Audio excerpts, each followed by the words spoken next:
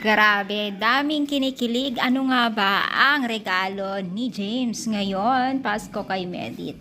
Yan ang ating pag-usapan for today's video, at kung bago ka pa lang sa aking channel, please subscribe po, like, and pakit na rin po natin guys ang notification bell upang ma-update po tayo tuwing ako po ay nag-upload sa mga viral and trending couple.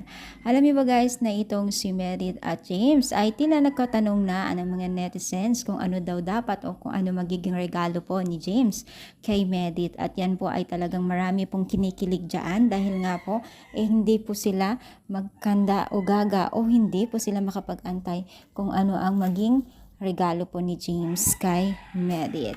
At yan po ay wala pa naman pong sinasabi at pinapakita kung ano ang naging regalo o kung magiging regalo ni James. Pero syempre, umaasa po ng nakakarami ng mga netizens na baka daw umano ay magkaroon ng regalo ni Medit o mag-kiss gift ang dalawang ito, yan, which it's yan po ang inaantay at hinaantay talaga ng nakakarami. Syempre guys, alam naman natin na magkakaroon talaga yan.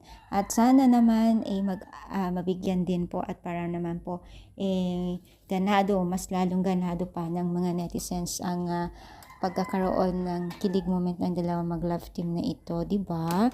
Ay mapapasana all na lang talaga tayo kasi habang tumatagal ay nagkakaroon po ng mas marami pong dumadating na taga-supporters ng dalawang ito. So, sana nga mag-antay tayo at alam ko po na magkakaroon din po ng ganitong klaseng kilig at regaluhan ng dalawang ito.